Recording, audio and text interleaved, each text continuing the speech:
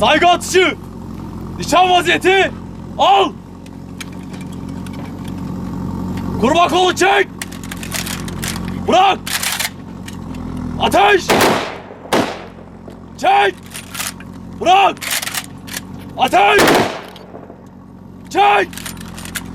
Bırak! Ateş! Esas duruş!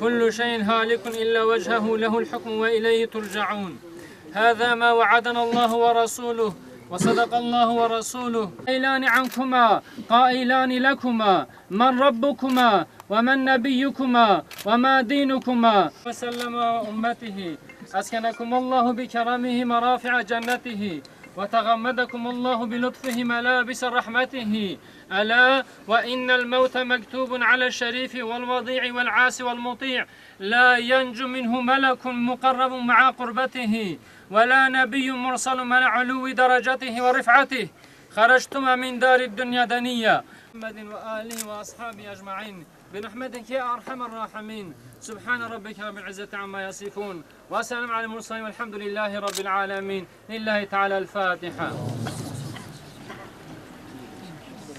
Hakkınızı helal ediyor musunuz? Helal olsun. Helal olsun. Ediyor musunuz? Helal olsun. Hepinizden razı olsun. Allah şehadetini kabul eylesin inşallah. Ali.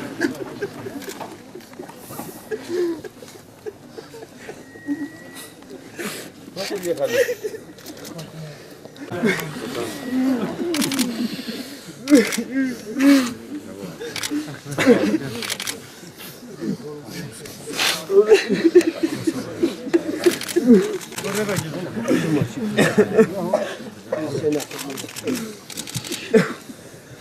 Allah rahmet etsin. Vatan sağ olsun.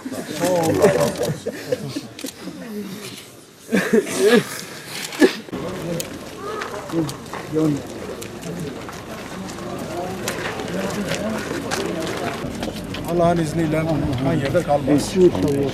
İnşallah. Askerimiz, polisimiz, korucularımız Allah'ın izniyle en kısa sürede Kimler derse desin. bunun gereğini Allah'ın misliyle yerine izniyle onların kanı getireceklerdir. yerde bırakmış. Allah'ın izniyle bu Hiçbir kan zaman da yerde, Allah'ın bırakmamış. izniyle bu kan yerde kalmaz. Kimse. Kan yerde kalmaz. En kısa sürede de gereği yapılır Allah'ın izniyle. Vatanımız sağ olsun. Başımız sağ olsun. Allah rahmet eylesin. Efendim, sen denizi bul, arabayı gidiyorsun.